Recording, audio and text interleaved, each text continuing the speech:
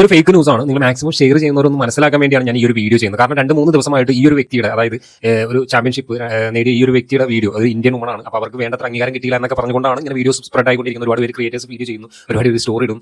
സത്യം തന്നെയാണ്, നമുക്ക് അംഗീകാരം കിട്ടാത്തതിന്റെ കുറവൊക്കെ ഉണ്ട് നമ്മുടെ അർഹതപ്പെട്ടവർക്ക്.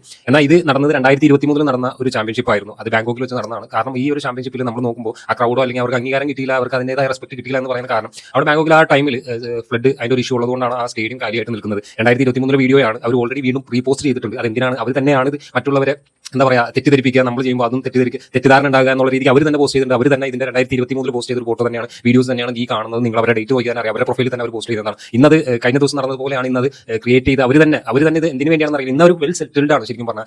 റിലയൻസിന്റെ സ്പോൺസർഷിപ്പ്, അതുപോലെ നെയ്ക്കിന്റെ സ്പോൺസർഷിപ്പ്, അങ്ങനെയുള്ള സ്പോൺസർഷിപ്പ് കിട്ടി അവർ ഇന്ന് അവരുടെ ലൈഫ് സെറ്റിൽ ആയിട്ട് മുന്നോട്ട് പോയിക്കൊണ്ടിരിക്കുകയാണ്. അപ്പോൾ മാക്സിമം ഇതുപോലുള്ള വീഡിയോസ് നിങ്ങൾ സ്പ്രെഡ് ചെയ്യുമ്പോൾ ക്രിയേറ്റേഴ്സ് ആണെങ്കിലും ആരാണെങ്കിലും നോക്കുമ്പോൾ ഇതുപോലുള്ള ഫേക്ക് അലിഗേഷൻ, അർഹതപ്പെട്ടവന്റെ വീഡിയോസ് ചെയ്യുക, അർഹതപ്പെട്ടവൻ ഒരു അംഗീകാരം കിട്ടട്ടെ. അവർക്ക് ഇന്ന് അതിന്റെ ആവശ്യമുണ്ടെന്ന് എനിക്ക് തോന്നുന്നില്ല. അവർ ആ ഒരു ലൈഫ് ഇന്ന് സെറ്റിൽഡ് ആയിട്ട് മുന്നോട്ട് പോയിക്കൊണ്ടിരിക്കുകയാണ്. സ്പോൺസർഷിപ്പ്, അവർ സ്പോർട്സ് ലൈഫും എല്ലാം കൂടി. അപ്പോൾ ഇത് ഞാൻ നിങ്ങളിലേക്ക് എത്തിക്കാൻ വേണ്ടിയാണ് ഈ ഒരു വീഡിയോ ചെയ്തത്.